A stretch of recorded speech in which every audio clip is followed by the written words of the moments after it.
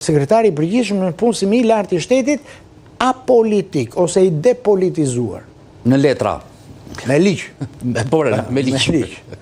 Ja, të kthehemi në dy zhvillime konkrete. Ja, dhe për ta përmbyllur bilancin e këtij viti, do të thoja që sa i takon pjesës së vullnetit politik qeverisë së situatës ekonomiko-financiare të vendit në të tërën e vetë, se ne mund të kemi, le të themi, produktet mira financiare, pra në mbledhjen e taksave të gjitha, me çfarë kosto po e shohin për ditë se bizneset po mbyllen dhe falimentojnë, por arka e shtetit mbushet dhe ky nuk është problem, por po ta vini re në të gjitha institucionet, ke problem me realizimin e zërave të buxhetit dhe ka shumë fonde të cilat mbeten për pjesën tjetër. E vërtet. Ja të rim tek disa prej zhvillimet kryesore të këtij fundviti.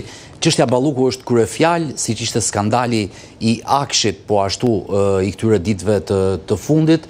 Pam edhe kronikën para se të hynim bashkë në transmetim, mbylljen e parlamentit nga Niko Peleshi sot për deputetët demokratë që kërkonin mbledhjen e Komisionit të Mandateve dhe Imunitetit për çështjen e zonjës Balluku dhe me gjas do të mbetet në janar pasi të shprehet gjykata kushtetuese për çështjen e pezullimit në fakt, për një çështje tjetër dhe jo për lejen e heqjes së imunitetit dhe kërkesën për arrestim të saj. Një diçka që e kam parashikuar publikisht të paktën 7 ditë para nga biseda që po bëjmë bashkë në studio, që do shtyhet për në janar, për shumë arsye, kjo u kuptua qartazi kur kryetari i grupit parlamentar Zoti Balla referoi faktin që për heqjen e mandatit të Zotit Basha u deshën 72 ditë. Pra ishte një paralajmërim që ne do të përdorim të gjitha artificat ligjore. Në 72 po ja 65, nuk se këtu është bërë ndonjëherë është bërë si çështje lojësh kungulleshkash me fjalë. Jo 62, po pse 62, po sa e tjera me radhë. Por unë besoj që do të jetë detyruar maxoranca në princip edhe në raport me pjesën e Bashkimit Evropian ose kërkesave që ka Bashkimi Evropian për të respektuar organet e drejtësisë, të marrën vendimin për heqjen e imunitetit zonjës Balluku. Nuk po dua të bëj fare këtu sepse kjo pjesa e drejtësisë popullore dolën mesazhet, nuk është në stilin tim. Unë ajo që gjithnjë kam dashur të trajtoj është pjesa institucionale.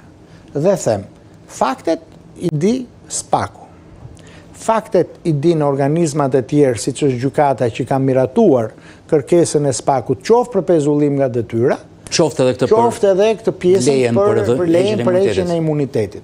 Tani ne mbi këta nuk mund të dalim, ose në çdo moment që do të dalim me këta, do të vazhdojmë historinë e vjetër në Shqipëri për të debatuar, diskutuar dhe politizuar çdo element. Unë këtë nuk kam qejf ta bëj, nuk e kam bërë dhe kur kam qenë pjesë aktive politikës, aq më tepër sot. Ka i problem që duhet ta kuptoj qartë dhe majoranca dhe të heq dorë nga hezitimet. Heqja e imunitetit nuk e shman klauzolën e prezumimit pafajësisë. Heqja e imunitetit për arsye të statusit që ka deputeti krijon mundësinë që SPAK të kryej hetimin në vijshmëri pa u penguar nga koraca e imunitetit parlamentar.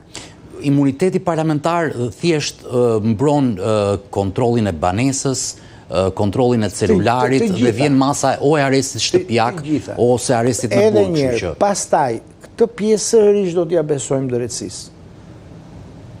Përderisa kemi thënë që kemi caktuar një arbitër, kemi caktuar një gjykatës, përsëri do t'ja caktojmë asaj ta zhvilloj. Rastin konkret përsëri po i referohem SPAK-ut. Por edhe nga pikpamja e vetë, SPAK-u ngrej akuzat. Është gjykata ajo që i certifikon. SPAK-u ai që shpall fajsinë apo pa fajsinë e dikujt.